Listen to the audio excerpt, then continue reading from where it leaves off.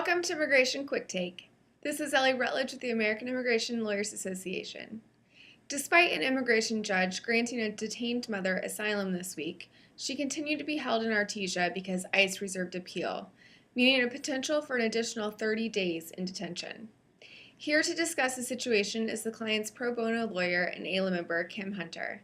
Kim, thanks for joining me. Why would this mother and her children be kept in detention after she was granted asylum? I think that's the $10,000 question, right, Ellie? This was the fourth victory of the four cases we've brought forward to an individual hearing from Artesia. And in all of the prior cases, the government had reserved their right to appeal, but had also released these women. And this was the first case that was heard in the Denver court, and also the first time that anyone was detained post-decision, even though, again, the government had reserved their right to appeal in the prior cases as well. I would just want to add the fact that continuing to detain my client after the hearing decision is so unprecedented for a non-criminal asylum seeker that we all were sort of scratching our heads. We all sort of step back and think about, wait, what's actually the legal basis to continue to hold this person? Because it just isn't something that happens. And again, if the normal policies and procedures were being followed, this is someone who should have been released from custody over 2 months ago, just based upon having received an initial credible fear determination from the first immigration judge who heard her case. Thanks, Kim. Were you able to resolve this and get her and her children released, and how did that happen? That's another excellent question. It's a little bit unclear, frankly. The process was, we got our decision late in the day on Tuesday, and so we sort of allowed a sort of a business day for the process to be worked through, because you can't get a bus out of New Mexico until the following day anyway, if you get a decision late in the afternoon. And so, it became clear by the end of Wednesday that they were not going to release my client, and I just wasn't getting any answers.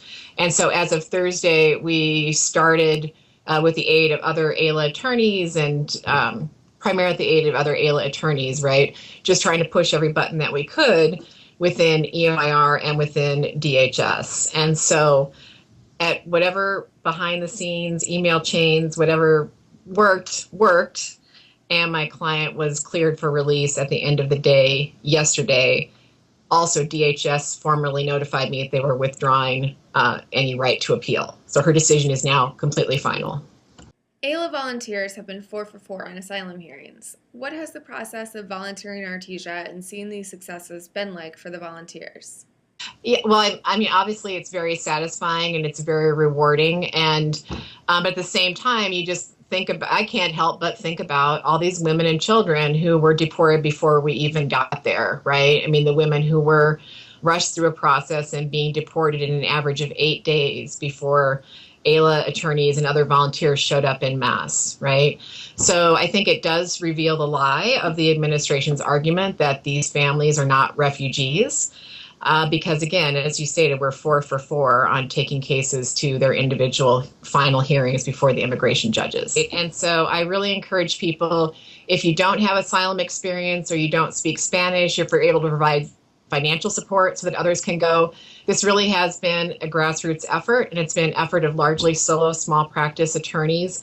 And so support, whether it's, in kind or financial or, again, actual direct representation. It's a crazy, hectic scene down there, but it's one that you will not forget for both all of its flaws, but also hopefully for getting more successes at the end of these hearings. Thanks, Kim, for joining us. For the rest of you, please stay tuned for more updates from the American Immigration Lawyers Association.